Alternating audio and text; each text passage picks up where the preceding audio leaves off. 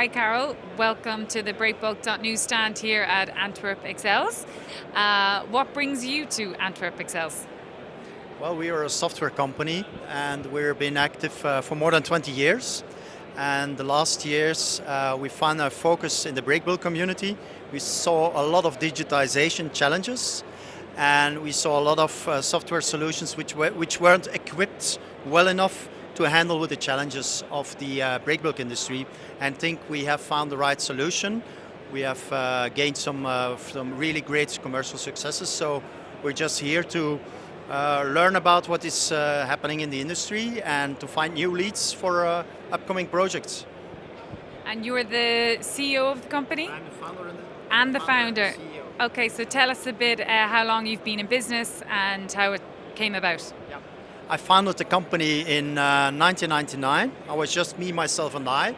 I programmed, you can't call it programming these days anymore. I made a small ERP solution for a family company, which was my family.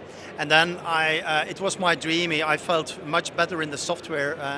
And then I started this company and tried to sell this home-built solution. And then fast forward a couple of years, I hired developers, I hired consultants. We rewrote the software in more modern technologies, and we did that again for a third generation in the early 2010s. And now we have broken through. We've focused on complex supply chains, digitizing supply chains from manufacturing companies and from logistic service providers.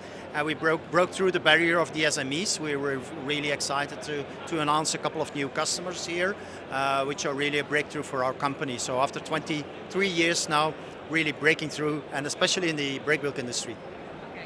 And for people that aren't so familiar with the technology or the digital solution, can you kind of explain it in quite basic, simple terms for us? As in, what's the unique selling point of your software?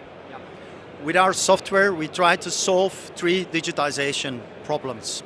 There is, especially in this industry, a lot of Excel and manual calculations about rates, contracts, surcharges, and how do we bill this, and this subcontractor sends us an invoice like that, doing the matching. So the first part of our solution is really automating and making all these calculations, rate and contract management, capacity management, all digital in a system made for the industry. A second solution we solve with our platform is automate the day-to-day back office processes, like a new price inquiry comes in, how do we process it? We use those rates to design new solutions. We take the orders, we do integrations with order management systems of customers. So from order to bill, from quote to cash, that's the day-to-day digitization, and we get rid of a lot of Excels, of manual work.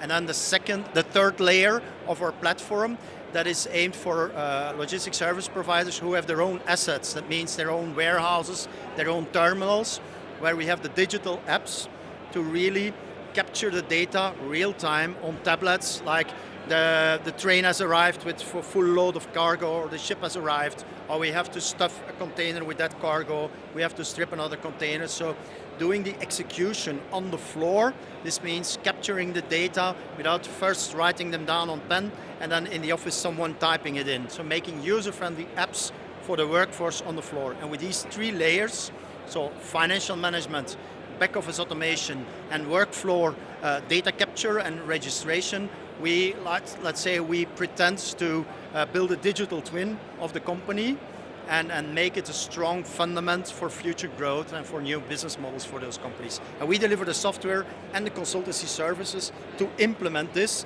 and to make sure that the investment gives the right return, and we have satisfied customers, and their customers are also more satisfied due to better data and better collaboration.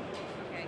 And what are some of the biggest challenges facing a company like yours? Is cyber attacks, for instance, a challenge or not? Yeah, we see that there is a lot of people, particularly in the management, are afraid of implementing new and cloud-based systems because things are happening with cyber attacks, etc. So they are afraid to change things because they think we haven't had a cyber attack, so let's stay with the same system. That's of course the wrong advice. So people are afraid for the IT change, but overall also for changing the business processes, because just implementing newer technology on the old processes with the same old insights, that's not our ambition. We really want to design together with the customer new business processes, optimized business processes, and once we get through the IT/security audit, we really have to talk to the business. We have to unburden them from programming and from technicalities, and we have to design together with them the processes and then implement them in the system so they can use the processes and continue to let evolve these processes. And on the flip side then, what do you see as the exciting opportunities that are facing the industry or facing companies like yours within this industry? Well, the exciting thing is that now people understand that the only way now to make their business more efficient is also to better collaborate. And collaborate not just on the hardware side, on the assets and doing transport for each other, whatever, or storage, but also on the systems and on the data layers. So what we see, and we're really promoting that, is the existence, the appearance of data spaces of a number of companies that say we make arrangement for that large end customer or for these types of businesses or cargo flows.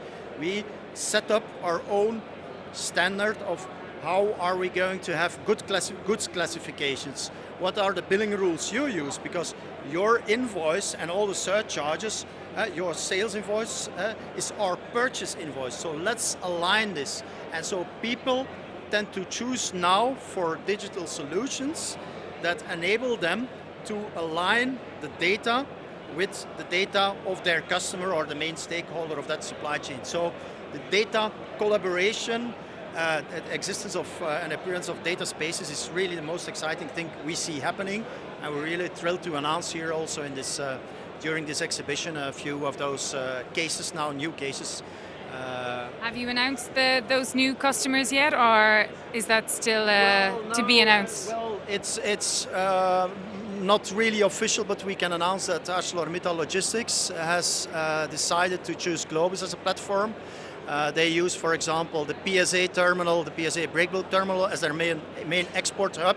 They are already a customer of ours, so they both will work on the same platform. And now, but here I cannot name the company, one of the biggest carriers, ocean carriers in the bulk industry, in the brake bulk industry, has also chosen the platform. So we're now aligning 3 large companies that work for the steel supply chain, European international steel supply chain. We are aligning them on the same platform. So this is an exciting breakthrough for us, but also for these new customers. Nice. Okay, and final question, social media. What kind of accounts do you use, or what platforms do you use personally and professionally as a business? Well, I'm one of those old school IT guys who doesn't have an account on Facebook. Yeah. So the only thing I do is LinkedIn. Not very active. I should do more, but at least twice or 3 times a day I scroll through LinkedIn, I like some things, and now more and more I want to post more things. So first business, happy clients, and then the marketing. So that the rest comes from itself. Okay, well, Karel, thanks so much for joining us today, and best of luck with the rest of the exhibition. Yeah, you're welcome. It's a fine trade fair, and nice to meet you.